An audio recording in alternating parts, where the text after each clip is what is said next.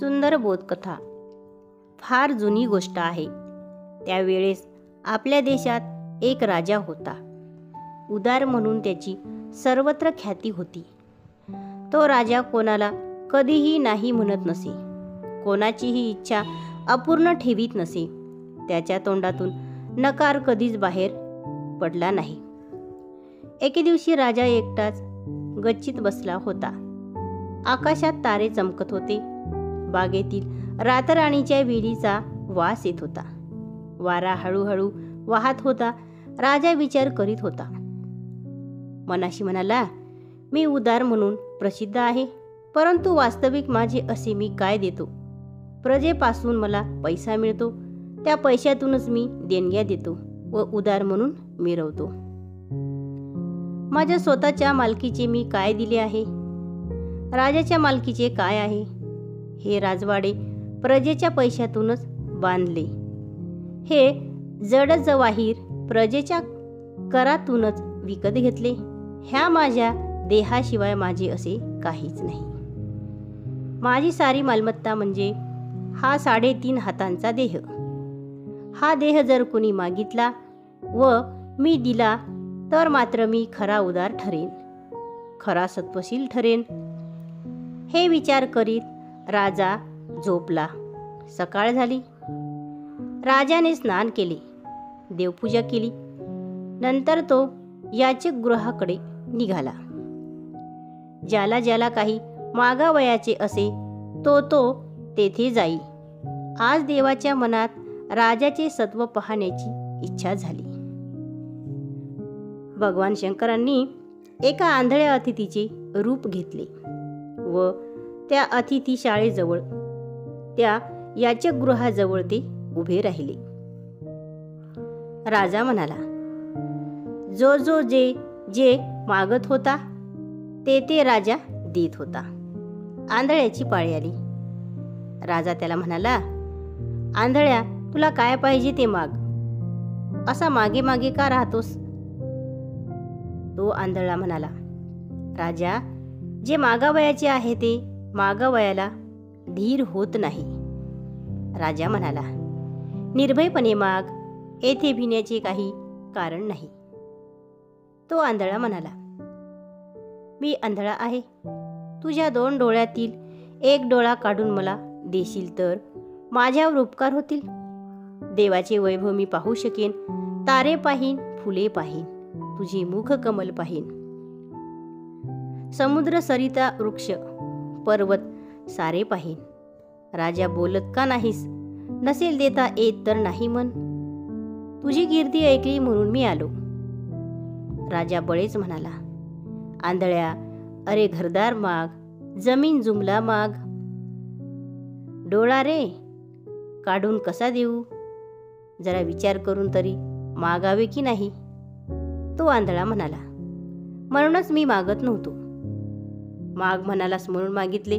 प्रजेचे पैसे प्रजेला द्यायचे. गंगेतल्याच पाण्याने गंगेला अर्ध्य द्यायचे. राजा, तुझ्या उदारपणाची काय रे मोठीशी थोरवी, परंतु मी कशाला अधिक बोलू. बरे तर मी जातो.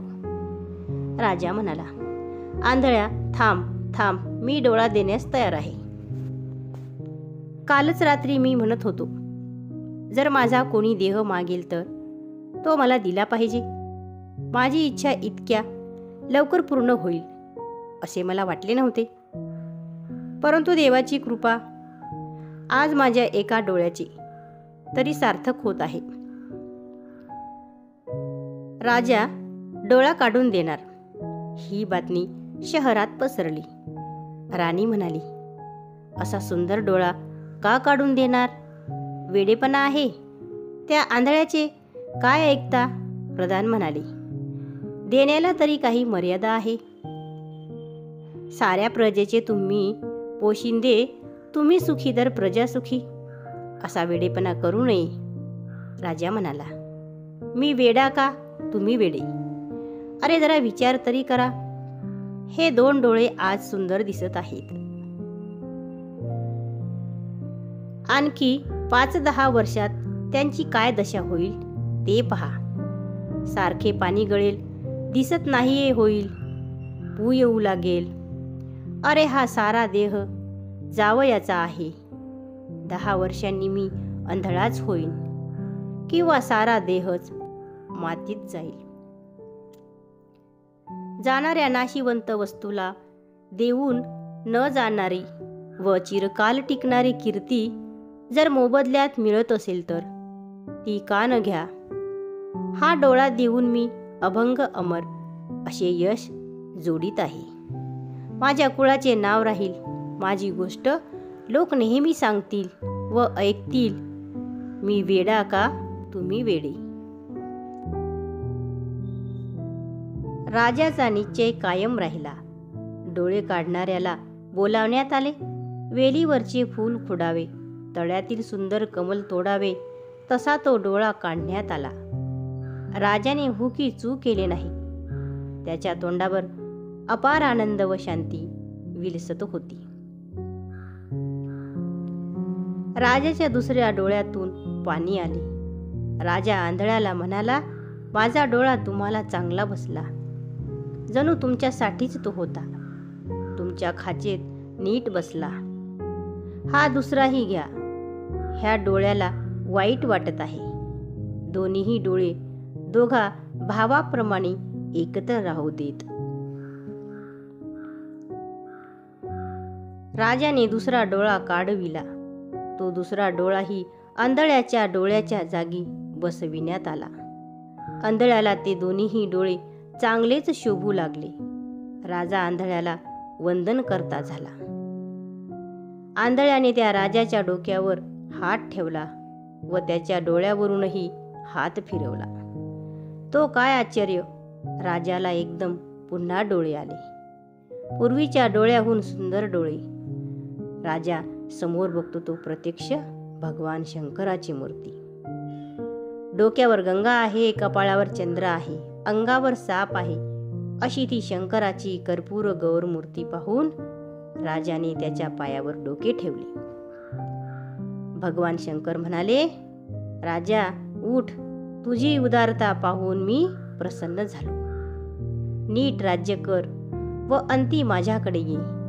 तुला बाहेरचे डोळे परत दिलेच, पण ह्या बाहेरच्या डोळ्याहून मौल्यवान असे जे अंतरीचे डोळे, जे ज्ञानचक्षु, ते तुला मी देतो. म्हणजे तुझ्या हातून चूक होणार नाही, अन्याय होणार नाही. सर्वापेक्षा राजाला या विचाराच्या डोळ्यांची, या ज्ञानदृष्टीची फारच जरुरी असते. कारण कोट्यावधी लोकांचे हिताहित त्याच्या कृत्यावर अवलंबून असते. भगवान शंकर गुप्त झाले, अंतर्धान पावले. राजाला नवे डोळे आले व ज्ञानदृष्टीही आली. तो सर्व प्रजेला प्रिय झाला. पुष्कळ वर्षे न्यायाने व सत्याने राज्य करून अंती तो कैलासवासी होऊन भगवान शंकराजवळ राहिला. खरा थोर राजा.